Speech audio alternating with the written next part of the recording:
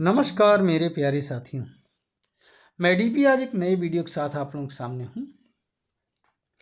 आज मैं एक soft silvery low melting point low density वाले हाईली रिएक्टिव मेटल के विषय में बात करूँगा, जिसको हम कहते हैं लिथियम।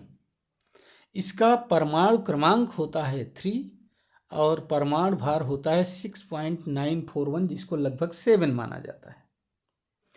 अर्थ क्रस्ट में 0.002% इसकी मात्रा पाई जाती है, लेकिन यह मेटल बहुत ही इम्पॉर्टेंट है। आज के युग में जब हम पेट्रोलियम से अपनी निर्भरता को कम कर रहे हैं, अर्थात फॉसिल फ्यूल पर, और इलेक्ट्रॉनिक युग में इलेक्ट्रॉनिक व्हीकल्स की तरफ हम बढ़ रहे हैं, तो इसमें लिथियम की बैटरी सबसे टिकाऊ और सबसे ज़्यादा समय तक स्टेबल रहने वाली मानी जाती है।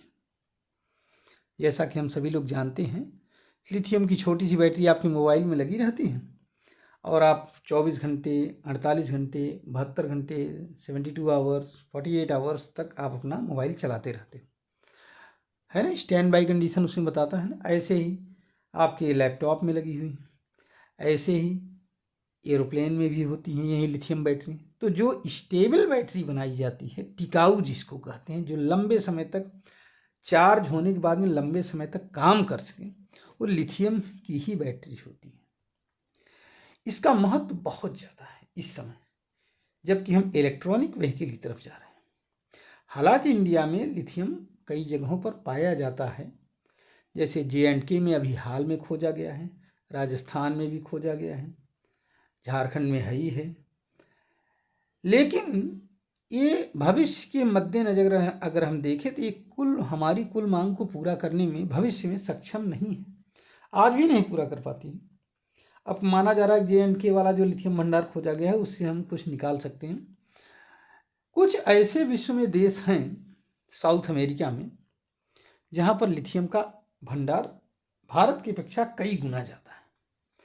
इसमें 3 देशों का नाम बहुत प्रमुखता से आता है: अर्जेंटीना, बोलीविया और चिली।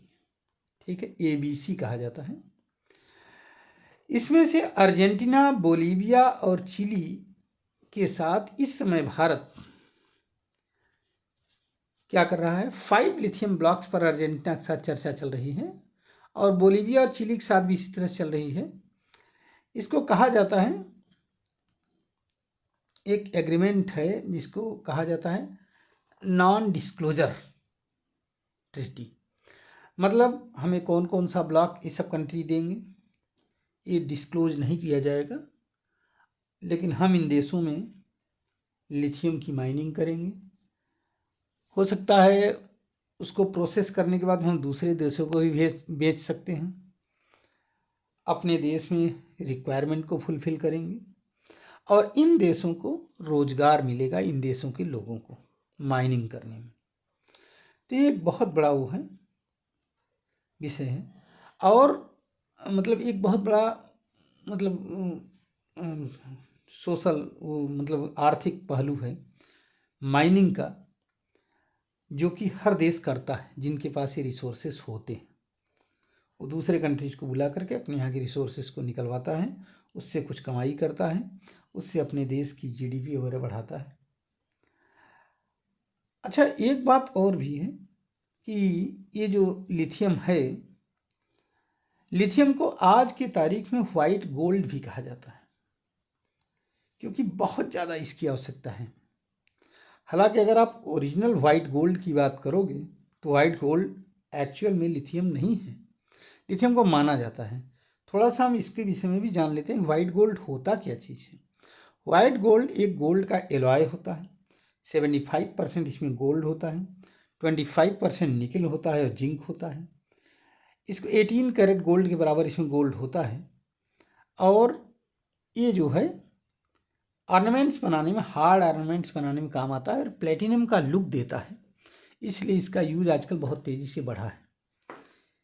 ये ओरिजिनल वाइट मतलब अगर एक्चुअल में वाइट गोल्ड इसी कहा जाता है, लेकिन लिथियम को भी उसकी डिमांड के बढ़ने की वजह से इसको वाइट गोल्ड की कैटेगरी में कभी कभी इसको वाइट गोल्ड कहा जाता है। ठीक है, तो उम्मीद है कि आपको हमारा ये वीडियो पसंद आएगा। बस आज का वीडियो इतने पर ही समाप्त कर रहा हूँ। धन्यवाद, नमस्कार, जय हिंद, जय भारत, वंदे मातरम। अगर आपको हमारा ये वीडियो पसंद आता है तो इसको लाइक करिए, शेयर करिए और हमारे चैनल को सब्सक्राइब भी करिए।